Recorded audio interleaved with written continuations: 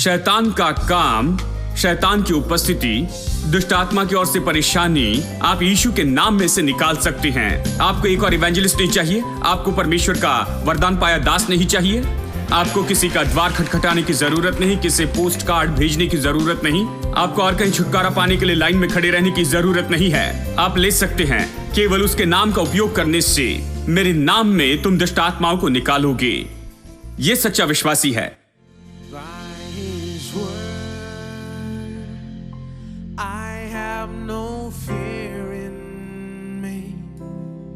By his word, death cannot swallow me. By his word, I have prosperity. By his word, sickness can't dwell in me. By his word,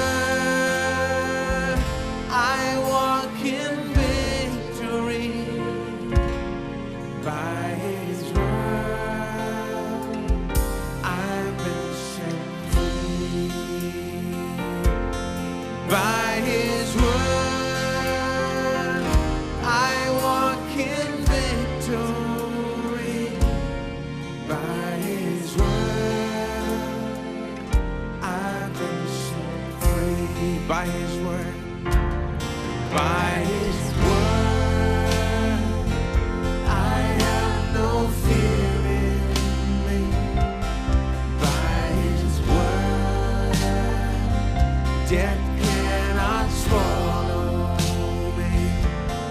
By his word, I have prosperity. By his word, sickness can't dwell in me.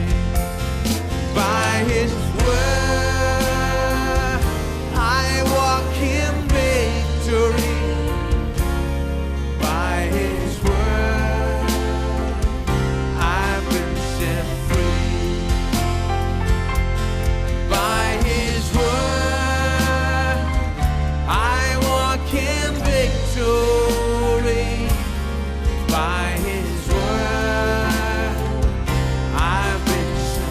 everybody, by his word, let's sing it. By his word, I have no fear in me. By his word, death cannot swallow me. By his word, I have prosperity. By his word, sickness can't dwell in me. By his word, I walk in victory. By his word, I've been set free. By his word, I walk in victory. By his word, I sing that last line. By his word, I walk in victory. By his word, I walk in victory. By his word, I've been set. One last time. By his word, I walk in victory. By his word, I've been set free.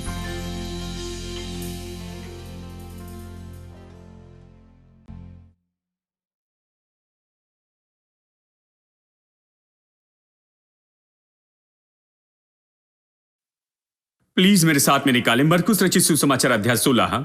चलिए मैं आपको सारांश में बताऊं कि पिछले कुछ हफ्तों से हम क्या सिखा रहे हैं। हम सिखा रहे हैं कि हम कौन हैं और हमारे पास में क्या है। हमने बहुत ही सरल शब्दों में यहां पर इसे रखा है, लेकिन हम सच में आपको सिखाएंगे कि हम कौन हैं, हमारे पास क्या है, हमारी दशा और स्थिति क्या है और हम क्या कर सकते हैं, हमारे लिए क्या संभव है, और ये सारी बातें। हम इसे कहते हैं हम कौन हैं और हमारे पास में क्या है। और इसमें हमने चर्चा शुरू की थी कि परमेश्वर ने हमें कैसे कहा है। ईश्वर परमेश्वर के स्वरूप समानता में बनाए गए। परमेश्वर ने हमें छोटे ईश्वर जैसे बनाया है। यह बाइबल का सत्य है। परमेश्वर इस्राएली लोगों से कहता है कि मैंने तुम्हें ईश्वर बनाया है, लेकिन तुम साधारण मनुष्य जैसे जीते हो। वो कहता है तुम सामान्य लोग जैसे जीते हो। बहुत से लोग ऐसे ही हैं, वो नहीं जानते कि वो छोटे ईश्वर होने के लिए बनाए गए हैं। वो अपना जीवन बिताते हैं मनुष्य जैसे, जीकर मरने के लिए, ये जाने बिना कि वो किस लिए बुलाए गए हैं और उन्हें क्या बनाया गया है। हमने पहले आपको ये दिखाया था, उसके बाद में शिक्षा के दूसरे भाग में हम गए थे, जहां पर हम चर्चा कर रहे हैं नई वाचा जो हमें दी गई है, और नई वाचा हमें क्या देती है। क्योंकि हम बता नहीं पाएंगे कि हम कौन है और हमारे पास में क्या है नई वाचा, और वो हमारे लिए क्या है इसे कहे बिना। मैंने आपको बताया कि इस शब्द वाचा, जिसे नियम के रूप में अनुवाद किया गया है, आपके पास पुराना और नया नियम है, इसे मिलाकर बाइबल बनती है। सच में ये तो वाचा है। एक और शब्द है कॉन्ट्रैक्ट, और भी एक शब्द है जो बहुत ही दिलचस्प है, जिसकी ओर हम ध्यान दे रहे हैं। वो शब्द है वसीयत। वसीयत, कानूनी वसीयत, वसीयत।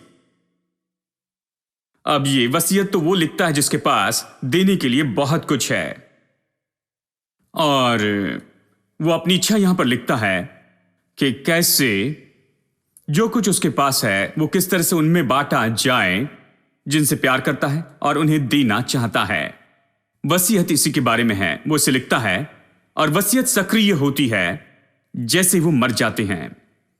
वसीयत जीवित होती है जब वसीयत का लिखने वाला मर जाता है। तब तक उन्होंने शायद 100 करोड़ रखे हो, लेकिन आप 1 रुपया नहीं ले सकते हैं। उनके मरने की राह देखनी है। उसके मरने पर यह सक्रिय हो जाती है। देखिए, यह तो बहुत ही महत्वपूर्ण, मैं सोचता हूं यहां पर यह शब्द वाचा, वाचा इस शब्द का अर्थ है वसीयत। इसका बहुत ही महत्वपूर्ण अर्थ है, क्योंकि जो नियम हमारे पास में है, नया नियम उदाहरण के लिए, यह हमारे लिए परमेश्वर की इच्छा है। परमेश्वर के पास देने के लिए बहुत है। हम अपने वंश को जो भी दे सकते हैं उससे बहुत बढ़कर प्रभु अपने लोगों को बहुत कुछ देना चाहता है, और वो जो भी देना चाहता है उसने अपनी वसीयत में से लिखा है। नया नियम इसी के बारे में है। और वो आया, उसने मनुष्य स्वरूप को लिया और संसार में आया, और वो क्रूस पर मरा। जिस पल वो क्रूस पर मरा, नई वाचा सक्रिय हो गई। इसलिए यीशु उस दिन जब उन्होंने आखिरी पर्व को मनाया था, उस समय उसने उनसे कहा कि ये तो नई वाचा का लहू है। सच में कहा, ये नई वाचा का लहू है। जो लहू उसने बहाया, जो जीवन उसने दिया, ये महत्वपूर्ण है, क्योंकि ये तो बिल्कुल नई वाचा की शुरुआत पर चिन्ह लगाता है। नई वाचा इतनी महत्वपूर्ण क्यों है? ये महत्वपूर्ण है क्योंकि ये इसलिए महत्वपूर्ण है क्योंकि देने के लिए बहुत कुछ है। परमेश्वर ने इतना दिया है, और प्रभु ने जो कुछ दिया है उसका हमें दावा करना चाहिए। इसलिए नया नियम बहुत ही महत्वपूर्ण है, खास करके रोमियो की पत्री से आगे, क्योंकि ये ऐसे वाक्य है कि परमेश्वर हमें क्या देना चाहता है। परमेश्वर क्या घोषित करता है कि हमें क्या दिया गया है, क्या हमारा है। हमें जानना होगा कि यहां पर क्या लिखा है, क्योंकि जब हम जानेंगे कि यहां पर क्या लिखा है, वसीयत में क्या है, तो आप विश्वास करेंगे और आप कहने लगेंगे, और फिर आप अपने विश्वास में काम करने लग जाएंगे कि इस वसीयत में जो कुछ भी परमेश्वर ने आपको दिया है उसे आप प्राप्त कर ले। यह आपकी हो जाती है जब आप विश्वास करके इसे कहने लगते हैं, और जब इस पर विश्वास रखने लगते हैं, आप इन आशीषों में चलना शुरू करते हैं जो परमेश्वर ने आपको दी है। अब लोग सवालों से भरे होते हैं। वो कहते हैं अगर विश्वास करे और अंगीकार करे और भरोसा करे तो आपको यह कहना है कि जो कुछ भी नई वाचा में दिया गया है वो सब कुछ मेरा है। यह अद्भुत बात है कि दूसरी किसी बात के बारे में लोगों के पास सवाल नहीं होता है। वो डॉक्टर के पास जाते हैं और डॉक्टर प्रिस्क्रिप्शन लिखकर कहते हैं घर जाकर ये सारी दवाइयां सुबह, दोपहर और शाम को लेना। एक समय एक गोली, वो तुरंत घर में जाते हैं और जैसे ही सुबह का नाश्ता किया है तो गोली निकाल लेते हैं, मुंह में रखकर पानी पीते हैं, जल्दी से उसे निगल लेते हैं और विश्वास करते काम करेगी। वो अपेक्षा करते हैं कि कुछ हो, अपेक्षा करते हैं कि बुखार चला जाएगा या खांसी खत्म हो जाएगी। और अपेक्षा करते हैं कि जो भी होना चाहिए वो सारी बातें हो जाएगी। दोपहर में ऐसा करते हैं, रात को ऐसा करते हैं क्योंकि डॉक्टर ने ये कहा है। वो धार्मिक रूप में इसका उपयोग करते हैं। लेकिन जब चर्च में आते हैं और हम कहते हैं विश्वास कीजिए, इसका अंगीकार कीजिए और तो इसे पालोगे, तो वो कहते हैं ये कैसे संभव है भाई, मैं ये नहीं समझता। क्या ये अजीब नहीं कि इसके बारे में उनके पास बहुत से सवाल हैं? मैं ये कह रहा हूं कि अगर आप बस विश्वास करें और इसका अंगीकार करें और इस पर विश्वास करें, आप इसे पाएंगे और आप परमेश्वर की सारी आशीषें पाएंगे, क्योंकि ये इसी तरह से काम करता है। ये काम करता है, परमेश्वर ने ऐसे ही निश्चित किया है। समझ के बिना हम बहुत सी चीजों का उपयोग करते हैं। मैं कार चलाता हूं, उसकी पूरी टेक्नोलॉजी समझे बिना ही कार ड्राइव करता हूं। बहुत से लोग जिन्हें ड्राइविंग नहीं आती थी अभी ड्राइव करते हैं, तो मैं क्यों न चलाऊं? मुझे ड्राइविंग आती है। बहुत से लोग गाड़ी आगे चलाते हैं लेकिन रिवर्स नहीं ले पाते हैं। बहुत सी समस्याएं हैं लेकिन फिर भी वो गाड़ी चलाते हैं और बहुत कम ज्ञान के साथ चलाते हैं। कार के बारे में कुछ ज्यादा पता नहीं है। कार रुक जाए तो कुछ भी नहीं कर सकते हैं। यदि समस्या हुई तो उन्हें पता नहीं है। कार के बारे में कुछ भी पता नहीं, फिर भी कार चलाते हैं और ये काम करता है। मेरे लिए काम करता है। मुझे कार के बारे में ज्यादा पता नहीं। मैं कभी उसका ढक्कन नहीं खोलता, उसमें कभी नहीं झांकता, उसके अंदर कुछ भी नहीं करता हूं। सर्विसिंग के लिए भेजता हूं, उसे ड्राइव करता हूं, ये मेरे लिए काम करती है। यदि उसमें बैठ जाऊं, उसे स्टार्ट करूं तो मेरे लिए चलती है। मुझे यही चाहिए। मुझे पूरा विवरण जानने की जरूरत नहीं। मैं विवरण जान सकता हूं, अगर मैं इसमें जाकर इसका अध्ययन करता हूं तो जान सकता हूं, लेकिन जानना जरूरी नहीं है। मेरे लिए ये काम करता है। और मैं आपसे कहता हूं, परमेश्वर ने अपनी अर्थव्यवस्था ऐसे निश्चित की है, वैसे काम करता है। उसकी वाचा काम करती है।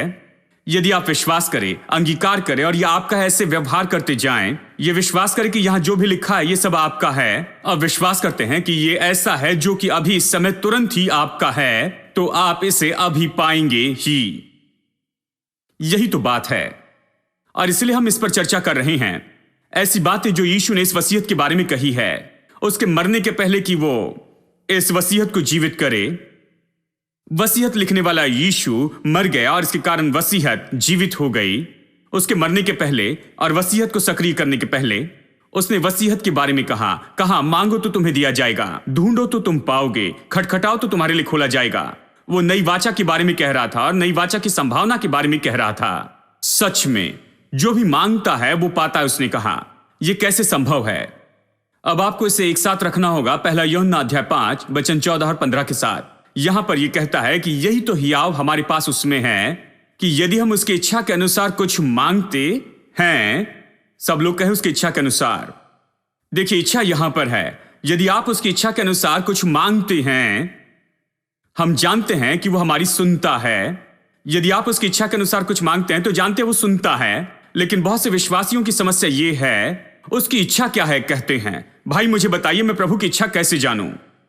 तो वो निर्णय लेते हैं जो भी हो रहा है ये परमेश्वर की इच्छा है। हाथ टूट गया तो ये प्रभु की इच्छा है। उनकी नौकरी चली गई, ये प्रभु की इच्छा है। पत्नी छोड़कर चली गई, ये प्रभु की इच्छा है। जानते हैं कुछ भी हुआ, कोई विपत्ति आई, ये सब प्रभु की इच्छा है। और देखिए, सच में एक जगह, एक एयरपोर्ट पर जहां पर हवाई जहाज पार्क किए जाते, वहां पर यह बोर्ड लगा था, सारे तूफान और बवंडर और जितनी भी आग लगनी है और ऐसी सारी बातें जो परमेश्वर के काम है, उसके लिए हम जिम्मेदार नहीं। देखिए, वो कह रहे हैं ये सारे काम परमेश्वर के हैं। परमेश्वर के काम क्या है? आग लगाना परमेश्वर का काम है। यदि बिल्डिंग नीचे गिर जाती है, यह परमेश्वर का काम है। यदि 50 लोग मर जाए तो यह परमेश्वर का काम है।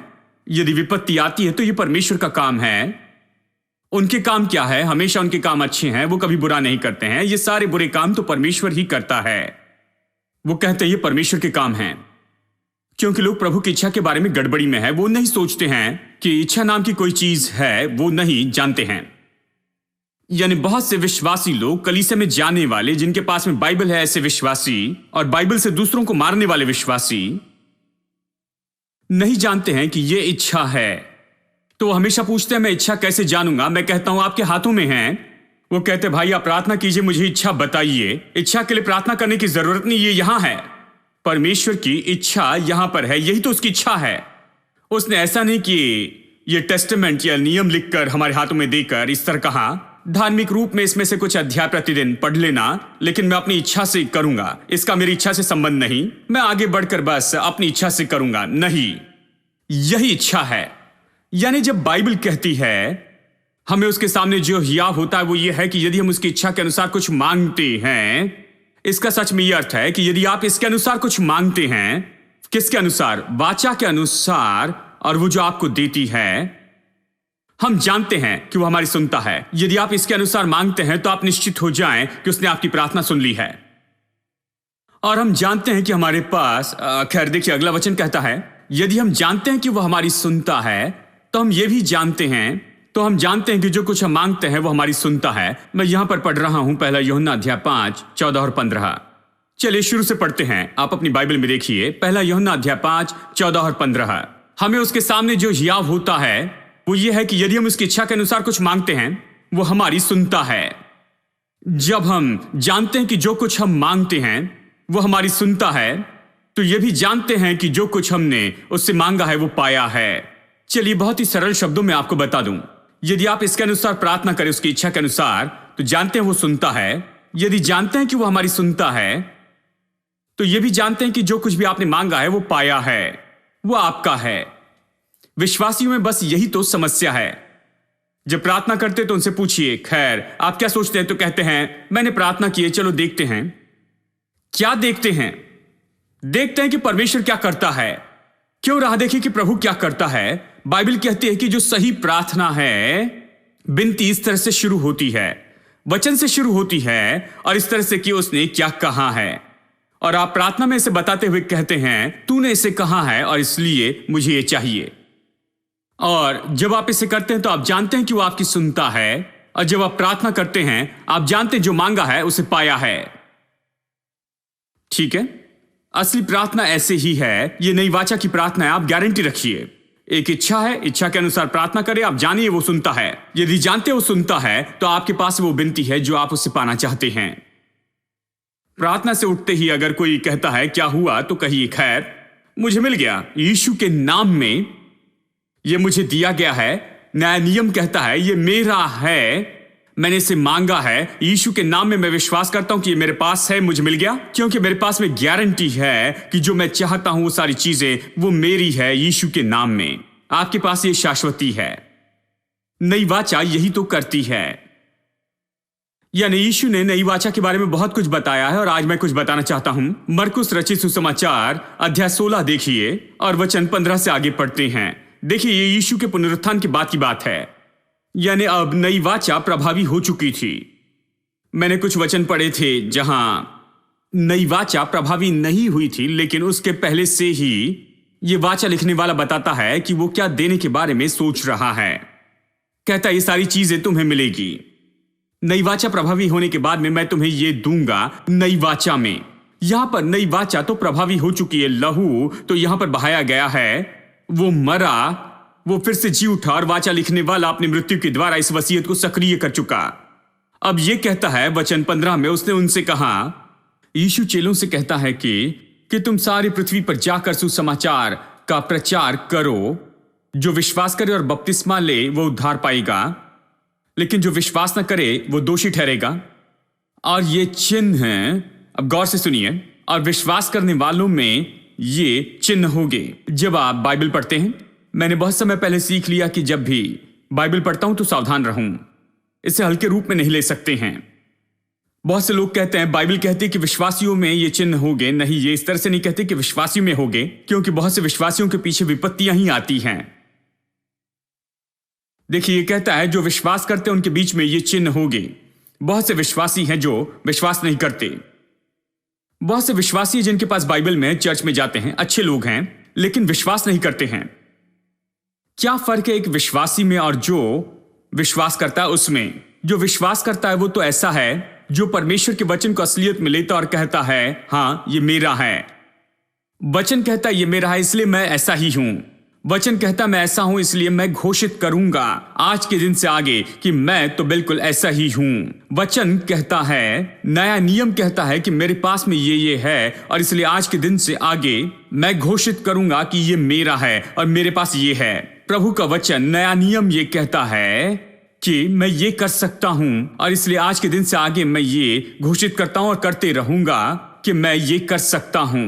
मैं कहूंगा कि ये क्या कहता है कि मैं कौन हूं। मैं घोषित करूंगा कि जो ये कहता है मेरे पास है। मैं घोषित करूंगा जो ये कहता है कि मैं कर सकता हूं, क्योंकि जो ये कहता है कि मैं हूं वो मैं हूं। जो कहता है मेरे पास है वो मेरे पास है। जो ये कहता है मैं कर सकता हूं वो मैं कर सकता हूं। यदि ये कहता है मैं कर सकता हूं तो ये विश्वासी है। बहुत से लोगों के लिए बाइबल ऐसी किताब नहीं है। बाइबल एक धार्मिक किताब है। हर दिन कुछ अध्याय पढ़ते हैं, वो अच्छे लोग हैं, सभ्य लोग हैं, और फिर वो काम पर जाते हैं, अपना जीवन जीते हैं। वो धोखा नहीं देते, चोरी नहीं करते हैं, यानी शराब पीकर, सिगरेट पीकर कहीं थूकते नहीं, जानते। वो अच्छे लोग हैं, लेकिन वो सच में विश्वास नहीं करते कि वचन जो कि नया नियम है, ये वसीयत है, ये प्रभावी है, और इसमें जो कुछ भी लिखा है वो सब कुछ अभी इस समय उनका है। ये विश्वास नहीं करते। देखिए, यही तो फर्क है विश्वासियों में और जो विश्वास करता है उस व्यक्ति में। जो विश्वास करता वैसा है जो सच में इसे लेता है और इसके साथ में व्यवहार करता है कि नकद कर ले। ये वो है जो विश्वास करता है, यानी जो विश्वास करते हैं उनके मध्य में ये चिन्ह होंगे, या हम इस तरह से कहते हैं ये चिन्ह उनके साथ होंगे। जो विश्वास करते हैं कि ये चिन्ह होंगे, जो विश्वास करते हैं उनके साथ ये चिन्ह होंगे। हेलो, ये चिन्ह हर विश्वासी के साथ नहीं होंगे, लेकिन उनके साथ होंगे जो विश्वास करते हैं, उनके साथ ये चिन्ह होंगे। उन्हीं के साथ होंगे जो विश्वास करते हैं कि ये चिन्ह होंगे। ठीक है, और कौन से चिन्ह होंगे? अब इसे सुनिए। मेरे नाम में वो दुष्ट आत्माओं को निकालेंगे। ये विश्वासी हैं। ये वो है जो विश्वास करता है, सच्चा विश्वासी जो सच में विश्वास करता है वो दुष्ट आत्माओं को निकालेगा। क्या आपने ऐसे विश्वासियों को देखा है? बहुत से विश्वासी तो ऐसे होते हैं कि जब दुष्ट आत्मा आए तो वो एक इवेंजलिस्ट को ढूंढते फिरते हैं। वो जानते सबसे बड़े इवेंजलिस्ट कहां पर रहते हैं और उनकी अपॉइंटमेंट कैसे ले, और कौन जादू टोनी को निकाल सकता है, कौन इस और उस दुष्ट आत्मा से निपट सकता है, और कौन इसमें एक्सपर्ट है। उन्हें सारी जानकारी पता है किसके पास जाना है। वो इतने ही विश्वासी हैं। वो दुष्ट आत्माओं को निकालने वाले विश्वासी नहीं हैं। ये कहता है जो विश्वास करेंगे उनमें ये चिन्ह होगा कि मेरे नाम में वो दुष्ट आत्माओं को निकालेंगे। समस्या क्या है? लोग कहते हैं दुष्ट आत्मा ऐसा ऐसे कर रही है, उसे निकाल दे, उसे जाने की आज्ञा दे। और इसलिए भाई मैंने आज पोस्ट कार्ड भेजा है इस इवेंजलिस्ट को। वो मेरे लिए उपवास प्रार्थना करेंगे। आप खुद इसे क्यों नहीं निकाल देते हैं? नहीं भाई, मैंने पत्र लिखा है। वो बताएंगे कि दुष्ट आत्मा क्या कहती है। वो दुष्ट आत्मा से पूछेंगे कि क्या वो जाएगी, मुझे छोड़ेगी या नहीं। हर तरह के अजीब लोग हैं। बाइबल कहती है कि विश्वास करने वालों में ये चिन्ह होंगे, वो दुष्ट आत्माओं को निकालेंगे। शैतान का काम, शैतान की उपस्थिति, दुष्ट आत्मा की ओर से परेशानी आप यीशु के नाम में से निकाल सकते हैं। आपको एक और इवेंजलिस्ट नहीं चाहिए। आपको परमेश्वर का वरदान पाया दास नहीं चाहिए। आपको किसी का द्वार खटखटाने की जरूरत नहीं, किसी पोस्ट कार्ड भेजने की जरूरत नहीं। आपको और कहीं छुटकारा पाने के लिए लाइन में खड़े रहने की जरूरत नहीं है। आप ले सकते हैं केवल उसके नाम का उपयोग करने से। मेरे नाम में तुम दुष्ट आत्माओं को निकालोगे। यह सच्चा विश्वासी है।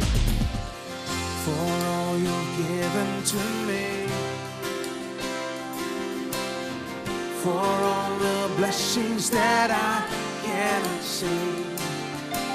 Thank you, Lord.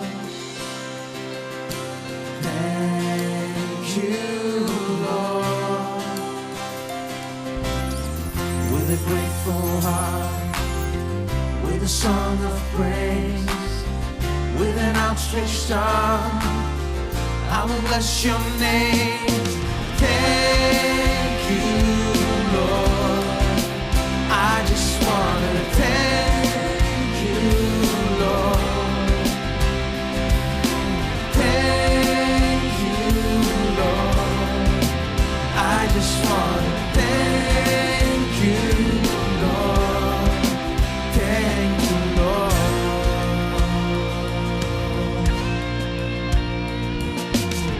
For all you've done in my life, you took my darkness and gave me your light.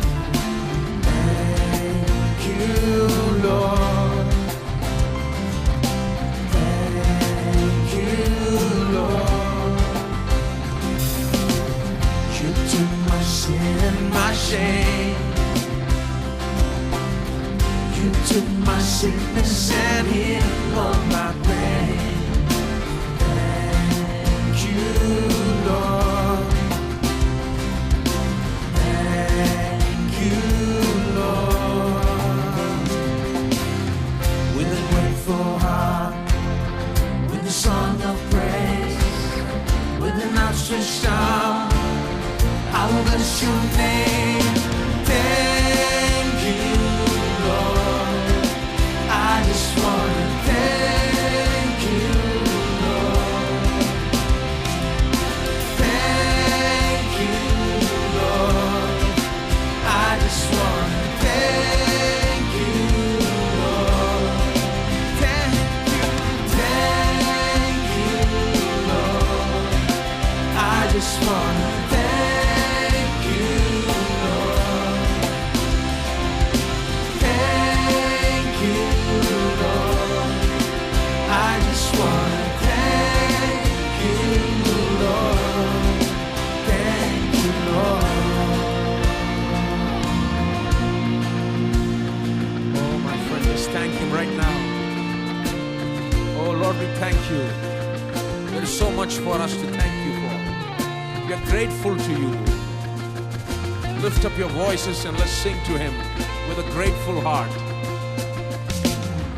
With a grateful heart, with a song of praise, with an outstretched arm, I will bless you. With a grateful heart, with a grateful heart, with a song of praise, with an outstretched arm, I will bless your name.